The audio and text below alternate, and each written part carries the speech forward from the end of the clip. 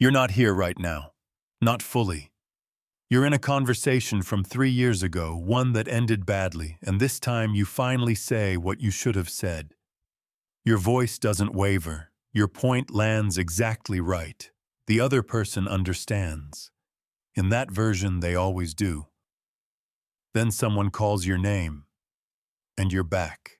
You've been doing this your entire life. The shower, the drive home, that specific window before sleep when your brain decides now is the perfect time to replay everything at full resolution. People call it overthinking, living in your head, an anxiety problem. They say it like it's something to manage, reduce, fix. But what's happening in there isn't a malfunction. And the more precisely you understand it, the less it looks like one. In 2001, neuroscientist Marcus Reichel at Washington University noticed something unexpected in his brain scanning research.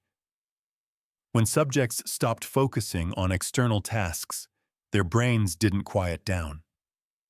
A specific network of regions activated more active, not less. He called it the default mode network. Its function isn't rest, it's simulation. Retroactive analysis, prospective modeling, scenario generation. When you stop paying attention to the outside world, your brain doesn't wait. It starts building. This is what a brain with deep processing capacity does with unsupervised time. And once you understand that the question changes not, why can't I stop, but what exactly is being built in there, people have told you to let it go. Maybe you've told yourself the same thing, but you go back to it.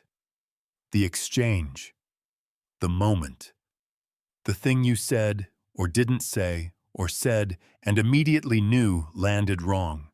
And you run it again, different words, better timing, the version where you actually said what you meant. They're not entirely wrong that you're still in it. The effect is real. The loop keeps running.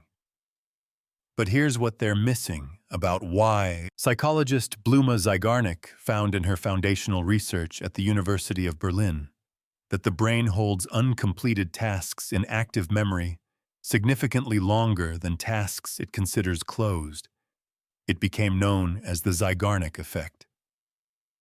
That conversation isn't taking up space because you're fragile. It's taking up space because your brain classified it as an open file, and your brain doesn't file things incomplete. That's not rumination. That's a system that refuses to close a loop it hasn't resolved. You've already had the argument before it starts. You've mapped what they'll say, what you'll say, what they'll say back. 3 different versions of the conversation, including the one that goes sideways, all of it worked through before you've said a word. A man spent 2 weeks mentally rehearsing a meeting with his business partner. Difficult conversation, money, trust, something left unaddressed too long. He'd prepared for every response his partner might give. When they finally sat down, his partner opened with something he hadn't anticipated at all. He paused, said, "I hadn't considered that angle," then went quiet and let his partner keep talking. His partner later told a mutual friend it was the most composed professional conversation they'd ever had. He'd prepared for a completely different version. He still showed up better than anyone who hadn't prepared at all. Research from UCLA, Leon Pham and Shelley Taylor, 1999, found that people who mentally simulated the process of a difficult task performed measurably better than people who only visualized a positive outcome. Your brain isn't escaping into fantasy. It's running pre-game analysis. There's a difference, and it matters. It's not just conversations. It's entire paths. If you'd stayed, if you'd left 2 years earlier, if you'd said yes, if you'd walked away before it got to this. They call it living in the past. They say you can't move on. What they're describing as a wound is actually a function, your brain extracting variables from data it never fully processed because you only lived one version of events. Dr. Jerome Singer at Yale University spent decades researching what he called positive, constructive daydreaming, open scenario-based mental exploration that consistently correlates with creative problem-solving, long-range planning, and greater emotional complexity. Not avoidance, not dysfunction.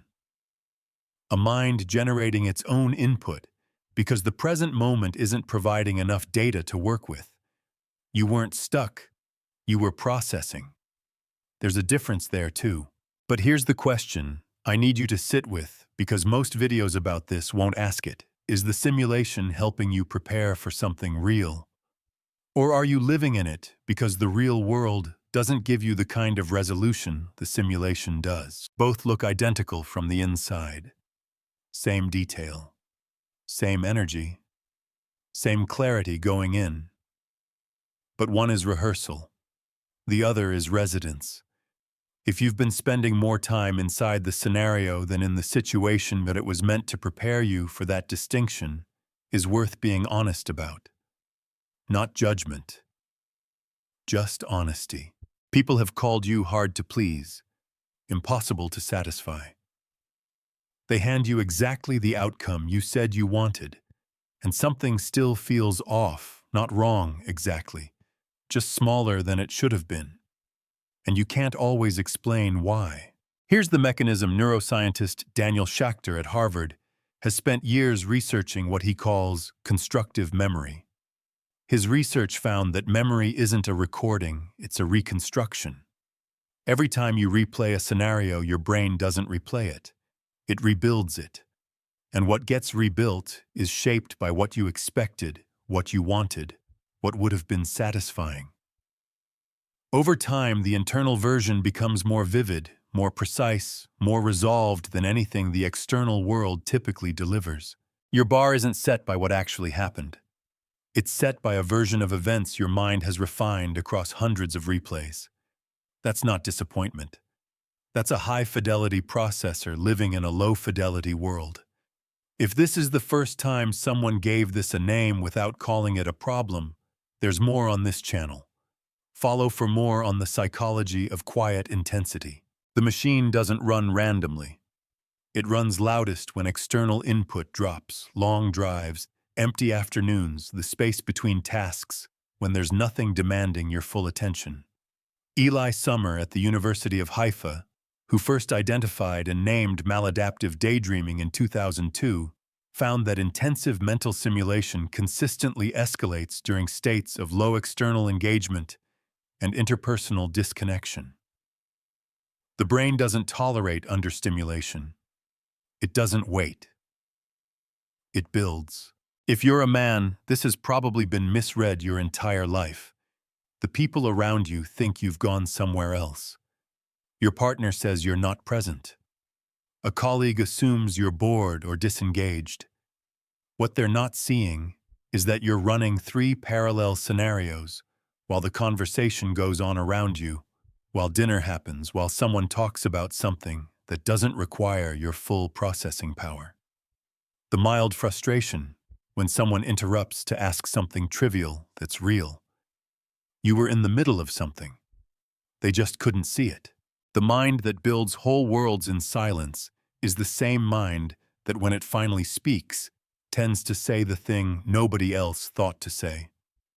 That's not a coincidence.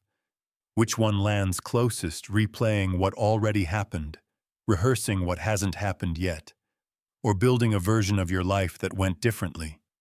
Drop it in the comments. And if you know someone whose mind never stops, send this to them. Sometimes just having a name for it changes everything.